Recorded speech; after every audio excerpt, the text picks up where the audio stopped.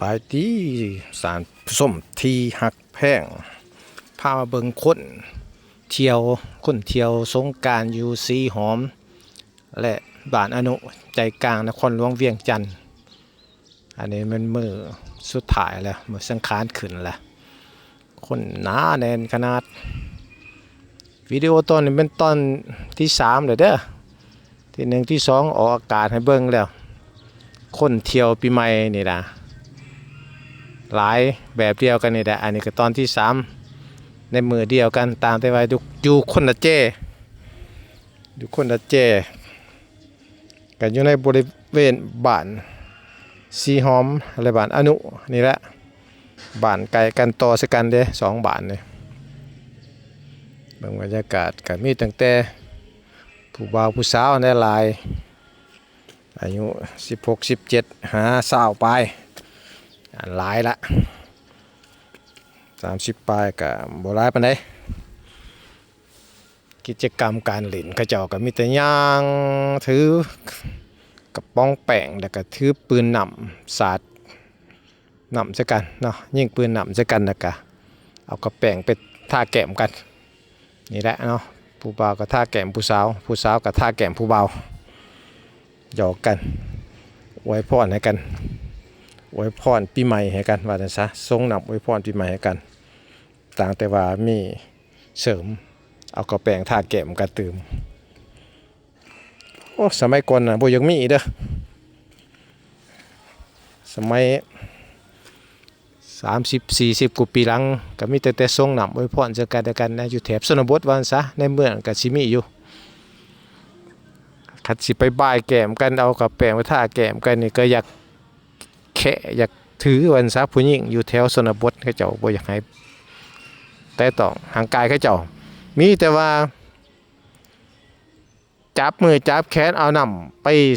หดได้อันนี้เอาน้ำสาดใส่ก็ถือว่าได้เพราะว่าประเพณีที่แท้จริงก็แม่นทรงน้ำอวยพรซึ่งกันและกันทรงน้ำบ่มีเป็นหยังแหละใน3มื้อนี่มื้อสังขารหลวงมื้อเน่ามื้อสังขารขึ้นนี่3มื้อนี่แหละบ่เป็นหยังหรอกการก็ฮดบ่ได้แล้วบัดนี้เพราะว่ามันเบิดยามเลยเด้เบิดมื้อปีใหม่เนาะแต่ว่าบางปีก็มีมื้อเน่า2มื้อได้รวมแล้วเป็น4มื้อผ่านมาเคยเห็นอยู่สังขารหลวงมื้อเน่า2มื้อแล้วก็มื้อสังขารขึ้นรวมทั้งหมดเป็น4มื้อว่าซั่นซะก็เคยเห็นคือกันหลายปีผ่านมาพุ่นแหละเนาะ40-50 ปีหลังคุณนะเคยเห็นเรื่องนี้ก็โอ้มันผ่านมาหลายปีแล้วเนาะแต่ว่าส่วนใหญ่ก็ยังเห็นอยู่3มื้อนี่แหละเนาะวดน้ำกันทาแป้งกันวังประมาณ10 กว่าปีขึ้นหลังหันยังเห็นอยู่เลยเอาน้ำสีเอามาใส่ธงยางแล้วแกว่งใส่กันตกถือใส่ไผ่แล้วก็เป็นสีแดงสีเขียวสีเหลืองจักเป็นเอาน้ำสียังไปใส่เฮ็ดให้ทรงเสื้อนี่เป็นเปื้อนแล้วคันสิเว้าแล้วบางกลุ่มบางบ้านก็เอาน้ำก้อนใส่ทุกอย่างแกว่งใส่กันเนาะส่วนหลายก็แม่นเด็กน้อยเนาะอายุประมาณ10 ปีนี่นะ10 ปี55 ปีนี่ปากเฮ็ดแนวนั้นวัยหนุ่มที่สุดแต่พวกนี้แกงนำก่อนใส่กันถือเจ็บแล้วเว้ยถือการเจ็บเนาะแต่ว่าต่อมาก็การปกครองบ้านก็ศึกษาผมแหละบ่เฮ็ดมันเป็นอันตรายเด้เดี๋ยวนี้ก็บ่เห็นเฮ็ดเนาะเห็นแต่เอากระแป้งทากันนี่เห็นหลายเดี๋ยวนี้ดีเนาะเดี๋ยวนี้ดีมีแต่ฉีดปืนน้ำใส่กันแล้วก็แป้งทากันดีแล้วปืนน้ำก็ได้เพราะเอาน้ำสะอาดเนาะประเภทปืนน้ำสมัยก่อนเนาะ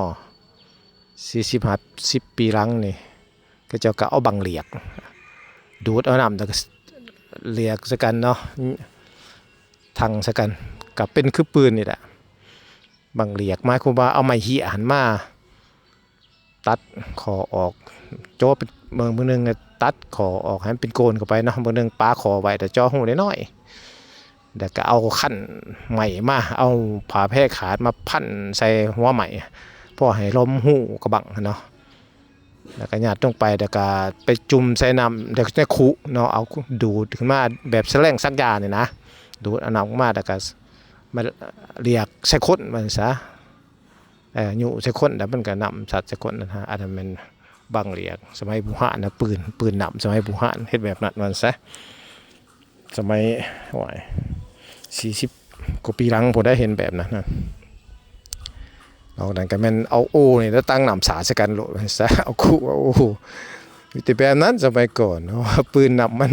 มีน้อยที่สุดมันซะปืนนำสมัยนั้นก็มีหน่อยผู้ใหญ่ก็ใส่แต่โอ้โหนำนะโหดกันโดดเนาะแต่ในเมืองจะมีปืนนำเนาะแถมนอกก็ไม่บังเหลียกบังไม่เหี้ยเนาะเฮ็ดบังเหลียกดูดเอานำแล้วก็ยูนำใช้กันทางใส่กันทางนำใส่กันเนาะมวนคือกัน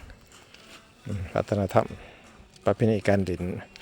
กุศลการปีใหม่ลาวก็ไม่ได้นั่นเนาะแต่ละยุคแต่สมัยเปลี่ยนไป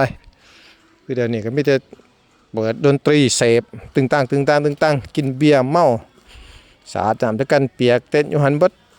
เมื่อว่าคืนพุ่นแหละไปหอยเกือบหอเที่ยงคืนยังเศร้าเพิ่นเต้นอยู่ในเวทีเบียร์นะเปิดดนตรีเนาะสมัยก่อนกับแม่นจัดหอบลำวงสามัคคี